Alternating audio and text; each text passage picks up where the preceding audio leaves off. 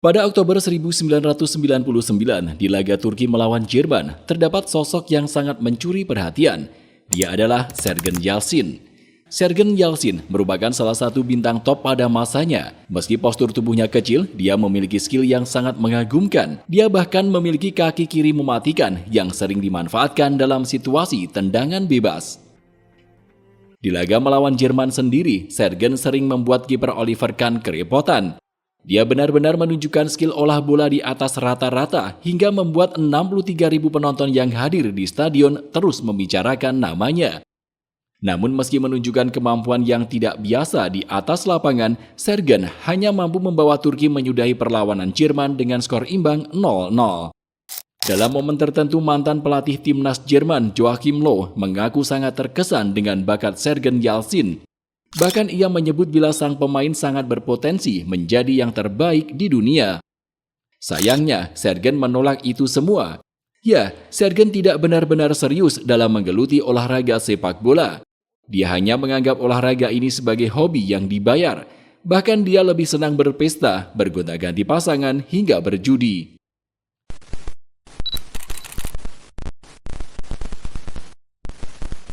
Lahir di Istanbul pada tanggal 5 Oktober 1972, Sergen sudah bergabung dengan Akademi Beşiktaş sejak usia 10 tahun.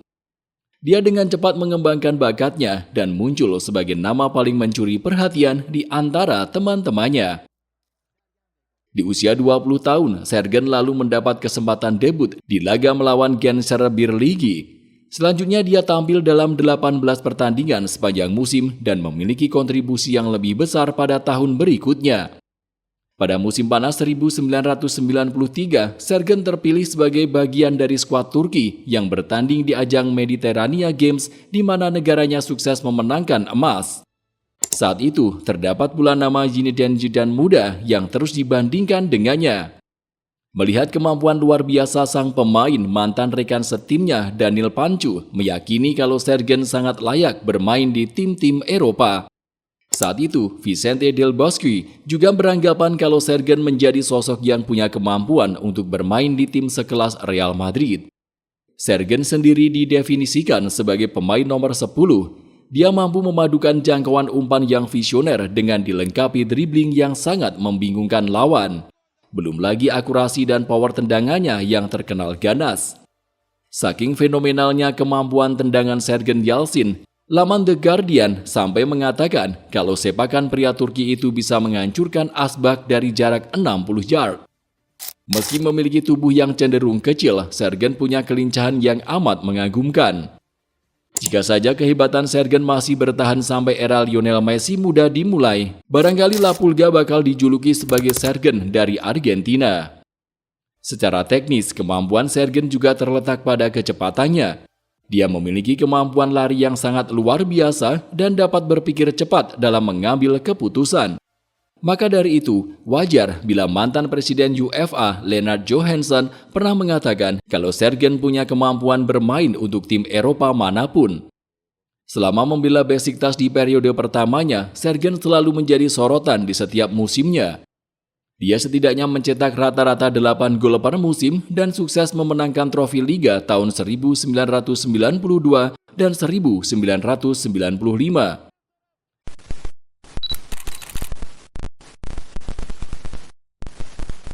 Namun seperti yang sempat disinggung, Sergen memiliki sisi gelap yang sulit dimaafkan.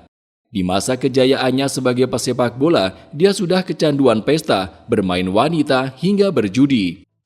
Mentalitas yang sangat buruk itu membuat Beşiktaş mendepaknya pada tahun 1997. Direktur klub Beşiktaş Ugur Ekşioğlu berkata kalau Sergen memiliki gaya hidup yang sangat berlebihan. Dia kerap mengunjungi tempat mewah dan seringkali melakukan hal-hal yang tidak seharusnya dilakukan. Dalam sebuah kesempatan, Sergen bahkan pernah menolak berlatih dan bertanding tanpa alasan yang jelas. Dia lantas didenda klub dan dipecat saat itu juga. Melihat ada berlian yang baru saja dibuang, klub Istanbulspor yang dahulu memiliki kekuatan finansial luar biasa langsung merekrut Sergen dengan biaya 4,5 juta pound sterling.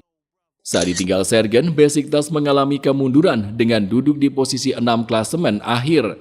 Sementara itu, Istanbulspor justru mengalami hal sebaliknya. Mereka duduk di peringkat 4 dan berhak lolos ke kompetisi Eropa. Saat tim yang dibelanya bertemu dengan Besiktas, Sergen tak lupa mengacungkan jari tengah ke arah penggemar yang dahulu pernah memujanya. Sayangnya, pada tahun 1998, Istanbulspor harus melepas Sergen.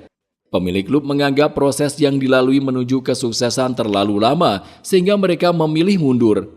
Dengan catatan gaji tertinggi di klub saat itu, Istanbulspor mau tidak mau harus mencoret Sergen dari daftar pemain. Dengan munculnya kabar Sergen dilepas oleh klub, tim Eropa coba mencari kesempatan untuk mendapatkan jasanya. Ada FC Bayern hingga FC Barcelona yang tertarik memboyongnya ke benua biru. Akan tetapi Sergen menolak dan lebih memilih berkarir di Turki. Tercatat sejak tahun 1998 sampai 2002, Sergen membela klub sekaliber Fenerbahce, Galatasaray, hingga Trabzonspor. Maka dengan begitu, ia menjadi pemain yang pernah membela 4 raksasa Turki sekaligus. Setelah sempat gagal di ajang Piala Eropa 1996, Sergen tampil memukau di ajang Piala Eropa 2000. Ia menyingkirkan Roy Keane dan timnas Irlandianya di babak play-off dan bermain apik di laga melawan Italia meski Turki harus kalah dengan skor tipis 1-2. Ian Ross mengaku sangat antusias kala melihat penampilan Sergen. Ia menggambarkan permainan bintang Turki itu sebagai kombinasi terbaik dari skill olah bola dan kehebatan melepas umpan-umpan terobosan. Sayangnya, sikapnya kurang disukai pelatih. Dia sering membantah dan tidak serius saat berlatih. Maka Sergen hanya muncul sebagai pemain cadangan di laga melawan Swedia dan bahkan sama sekali tidak bermain di laga melawan Belgia. Saat Turki kalah dari Portugal di babak perempat final, dia juga hanya menjadi pemain pengganti. Sialnya, dia juga gagal bermain di ajang Piala Dunia 2002 akibat mengalami cedera lutut parah. Saat kemudian tim-tim Eropa termasuk Newcastle terus mendekatinya, Sergen tetap menolak. Ia memilih pulang ke Besiktas dan bertahan sampai tahun 2006. Sayang seribu sayang, kebiasaan buruk Sergen Yalcin termasuk berjudi masih belum bisa dihilangkan.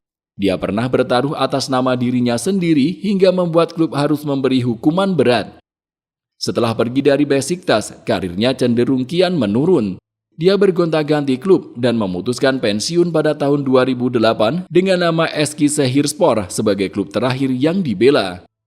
Sejak memutuskan pensiun, Sergen Yalcin beralih profesi menjadi pelatih dan telah menangani sejumlah tim. Dia sempat meraih berbagai prestasi, termasuk membawa Besiktas mengangkat gelar juara liga pada tahun 2021 silam.